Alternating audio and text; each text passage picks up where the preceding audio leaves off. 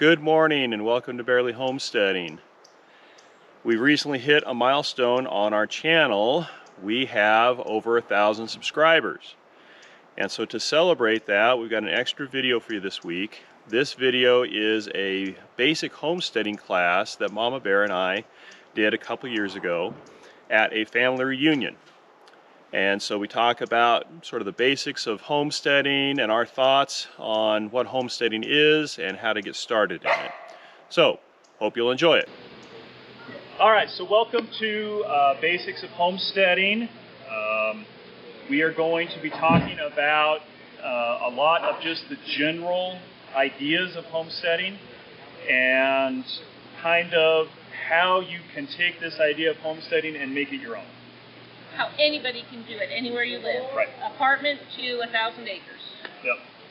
So the technical definition, if you look up homesteading in the dictionary, is acquiring and cultivating a tract of land that you obtain through a homesteading act, which in today's world doesn't really happen. You don't get free land from the government anymore. So what homesteading is today is more of taking that idea of producing everything you need for yourself and figuring out how to make that work for you. So there's a spectrum now on homesteading. It isn't going out and buying 130 acres up in the mountains and cutting yourself off from society and growing all of your own food and solar panels and all of that. That is one extreme, but that is not what homesteading is. Homesteading also is when you live in an apartment and you put some tomato plants out on your balcony. That is homesteading because you are producing some of what you need yourself. And there's a whole spectrum between those two things. So if you want to get into homesteading, first thing that we recommend that you do is think about the resources that you have. What do you have available that you can use to now produce what you need? And it doesn't have to be producing food. Right. It can be producing clothing. It can be like sewing your own clothes. It can be producing tools that you would need. It can be producing money so that you can buy your things without having to rely on other people or relying on loans. So it can be producing anything you use. So what do you use? What do you need? What do you have? What do you have that you can use to help produce those things? Right. And so, for example, if you have a nice big roof that you can put solar panels on, so you can produce your own electricity rather than relying on, the electric company, that's a homesteading principle because you're producing what you need yourself.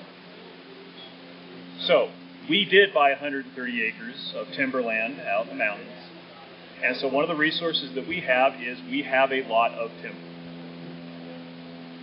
Now, I want to ask all of you, what do you think we could do with that timber? What can we use or that timber for to produce for ourselves things that we need? Yeah. Fire? Okay, fire. I can make firewood. What else can I do with it? Toys, furniture. Toys. I can make it into wood and actually make furniture, toys, things like that. What else? Stuff for your house, like fridges. Okay. So I can use, again, the wood for outdoor things. Bridges, boxes for garden, raised beds. Gazebos. Fridges. Okay. What else? Think outside the box. Paper. Okay. I could actually sell the timber, right? I could sell it to a timber company. I could sell it to a wood pulp company and get money that way. What else?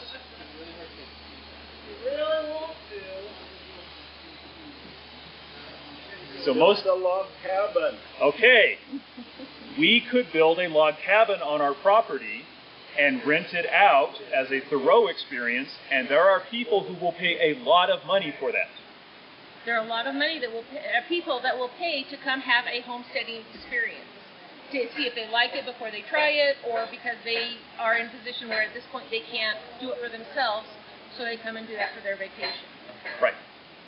Another thing that we could do, most of the trees on our property are evergreens. So we could invite people up to cut their own Christmas trees every year. So when you are thinking about the resources you have, don't just stay in that normal little box that you might be thinking of. Think outside the box. How can I really take full advantage of these resources? Now, once you know the resources that you have, you need to think about what your goal is with the homesteading. What is it you're trying to accomplish? Because there's lots of different goals you can have with the homesteading. A lot of people, when you look on YouTube and the internet, they're using the homesteading principles for self-sufficiency, emergency preparedness. They think the world is going to end, the apocalypse is coming, and they want to be ready for it. That's fine. Not trying to disparage that at all. But there are other goals that you can have with your homesteading, and depending on the goal that you have, you're going to approach the homesteading differently. So one of the goals that we had when we were doing the homesteading in Colorado is we wanted to get our mortgage paid down. And so we were using the homesteading to reduce our costs so that we could funnel more money toward our mortgage. So getting debt-free is one goal. Is another goal. Emergency preparedness, like we talked about, is a homesteading goal.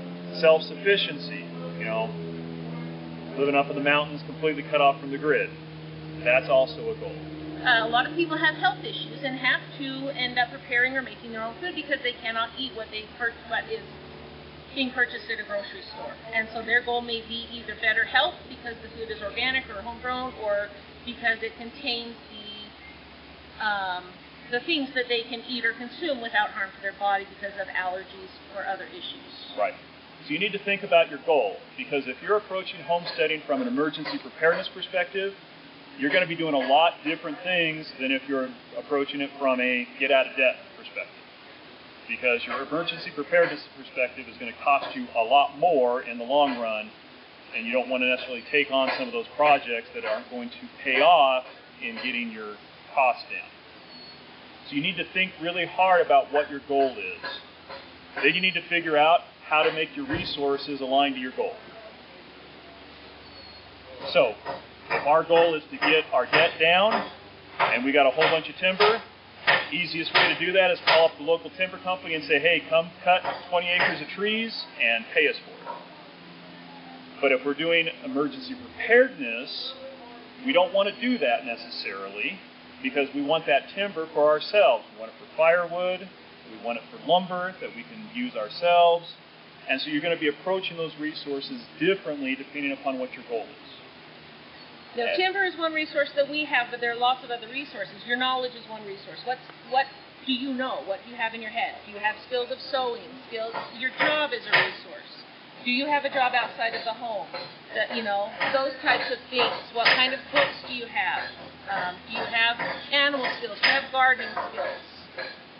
There's a lot of different resources. It doesn't have to be something growing at your house or on your property.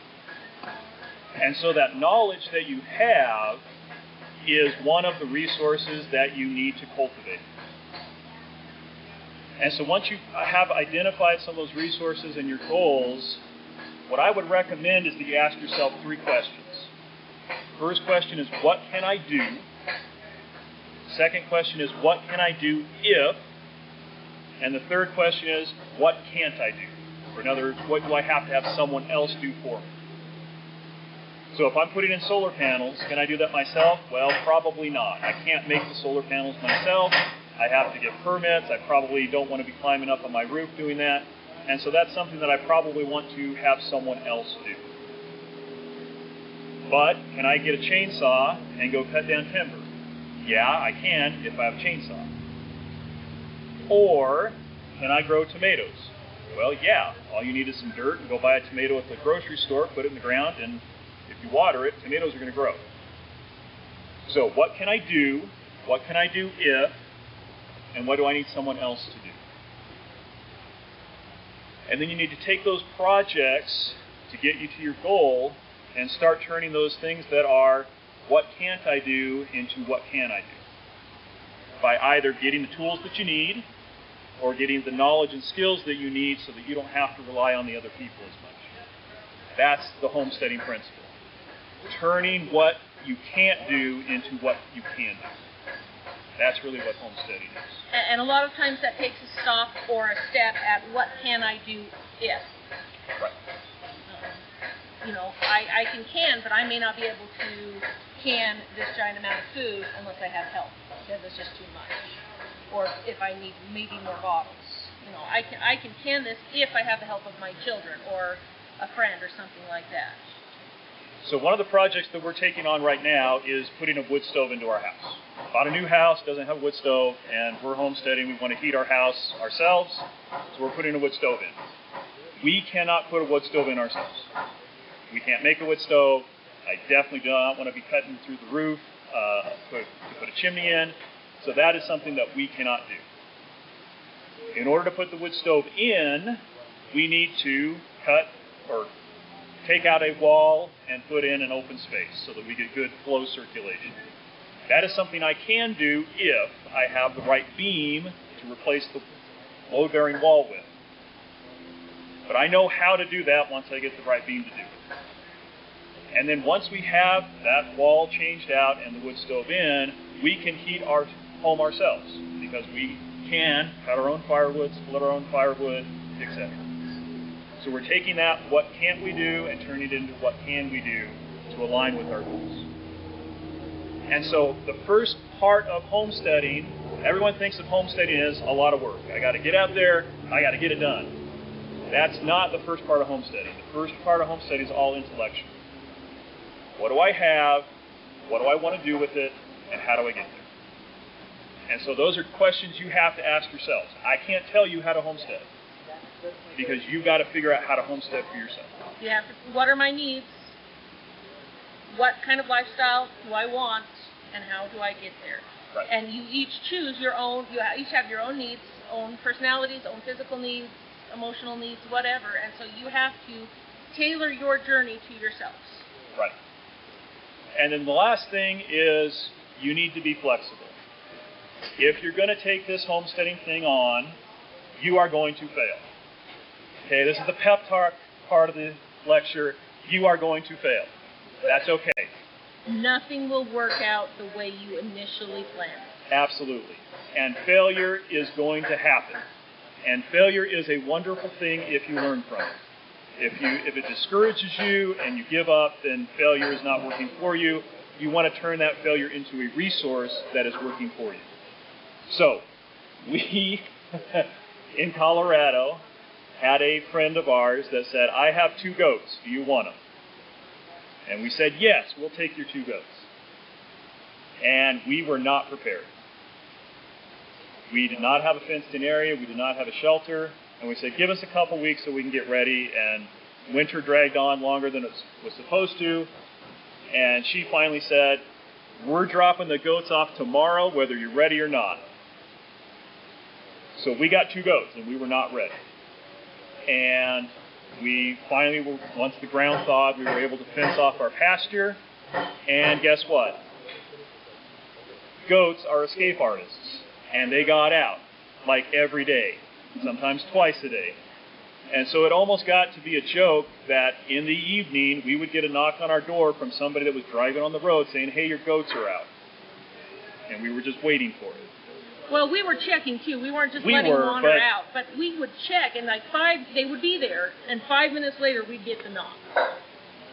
So it took us 4 iterations of our fencing, combining barbed wire, electric fencing, and welded wire fencing before we came up with a solution that kept the goats in. Not welded wire, wrapped fencing. Oh, yeah, that's right. It was wrapped. They break the wire. Welded wire. That's right. It was wrapped wire. 4 iterations, which means what? 3 failures before we finally figure out how to do it to keep them in. So take your failures and learn from them. They are a resource, but you got to think of them as a resource. And a lot of times you will do something and realize it wasn't quite as helpful as what you wanted, or it wasn't quite as necessary as what you wanted.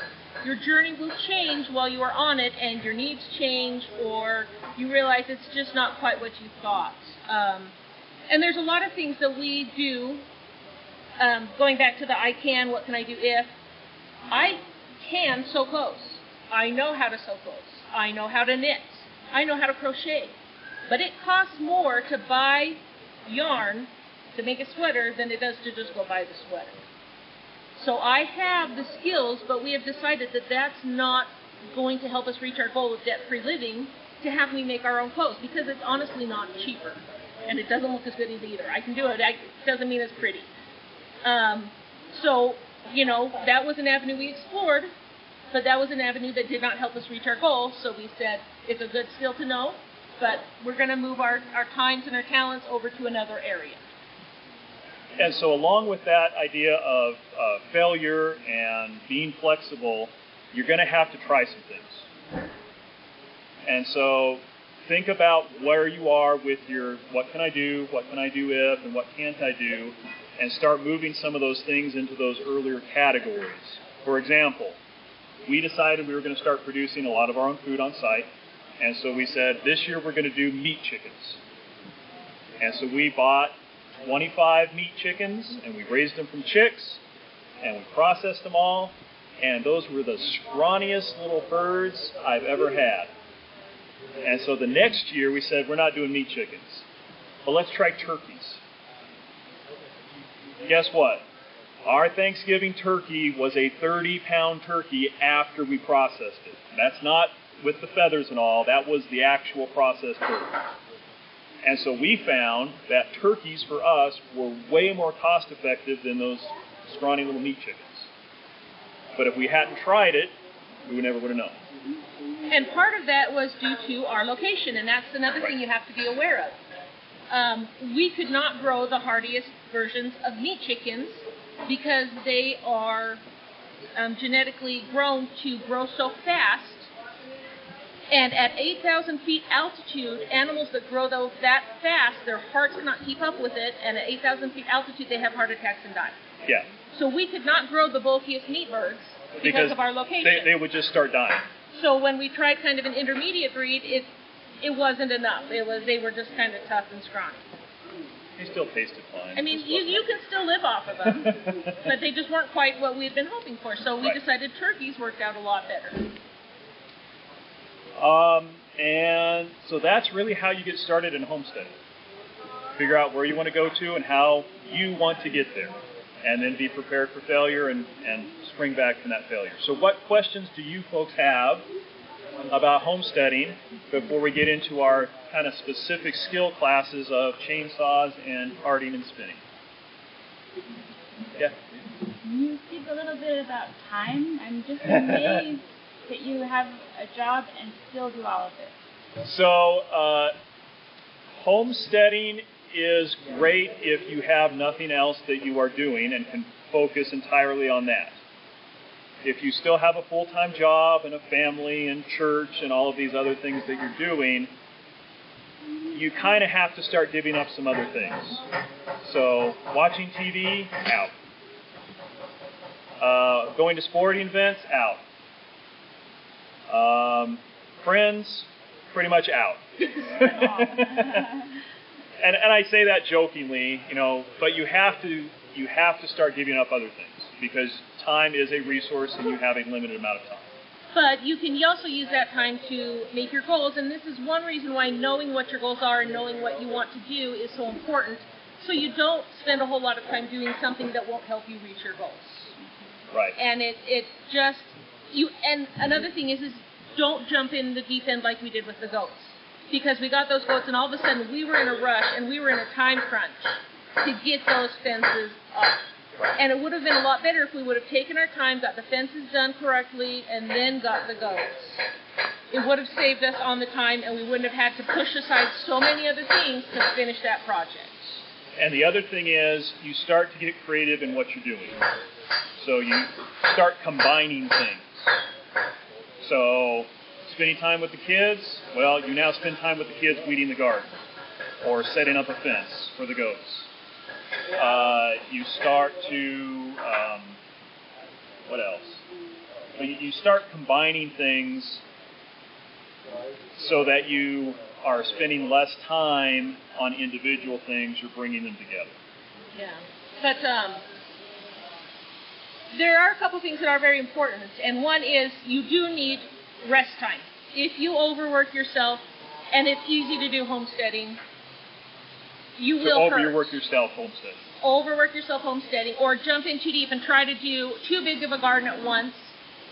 You know, you're going to overextend, you're going to get burned out, and you're going to have so much that you won't be able to do any of it, and all of it will fail. It would be better to do just a small garden at first until you know that you can manage, and then add a little bit more at a time as your skills grow. Yeah. But it is very important to take fun time with the family and to take rest time so that you do not burn out, because your most important resource is you and your health. Okay? If you have poor health, you can't homestead as effectively. Okay? You need to be able to, and you want to enjoy being alive, honestly. You don't want to be so worn out and burned out that you're miserable. And having a community of like-minded individuals. If your goal is to get out of debt, and that's your homesteading goal, then that's great. You know, get to know other people that are in that same goal. Compare ideas, compare strategies. If your goal is gardening, find other gardeners in your area, compare tips, things like that. Steve? I was going to ask along that line, outside of your own YouTube channel, what do you find to be your best sources of information and wisdom? Is it the people around you, or would you recommend a few websites or books? Or So, as far as resources goes, I recommend everything. Take it all in, and then internalize it and figure out which ideas or thoughts you think is going to work best for you. And you're going to have those impressions of, may have worked for these people, but I don't think it's going to work for me. And so, for example, our chicken coop that we made.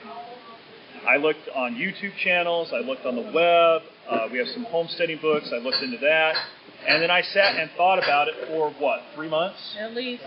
And said, okay, this is how I'm going to take some of those ideas, and I'm going to combine them together, and I'm going to do some things that no one's talked about, because I think they're going to work better for us, and I built a chicken coop. And people that came and saw that chicken coop thought it was the Taj Mahal of chicken coops. And they said, where did you get these things that you used, and how did you come up with this, and how did you do that? And people are now copying it and reproducing it, which is fine. It's not, and people are starting to ask, can I get plans for this chicken coop? So that is my suggestion. Take it all in, figure out what is going to work best for you, and then try that. Well, everybody learns differently too, so be aware of how you learn. I personally love homesteading books because I am a reader, and I can get a lot of information in that way. YouTube is a great resource, but your local people that know your climate are also a great resource. Are you a social person? Do you learn more by talking to people? Do you learn more by reading? Do you learn more by doing your own scientific research on the internet? So know yourself and how you learn, and that's going to be one of the best ways. Yep. You people who are organized, do you have a knife I could borrow? I do not have it on. The other thing I was going to say to your earlier question on how you find the time, the other thing is you make smart investments in time, particularly time savings. So I can cut down a tree with an axe and a handsaw, but it's going to take a ton more time than this thing right here because it's just faster. And so you invest in tools that save you time where it makes sense. Yeah, which doesn't mean go out and buy everything, because that would get in the way of maybe some of your other goals.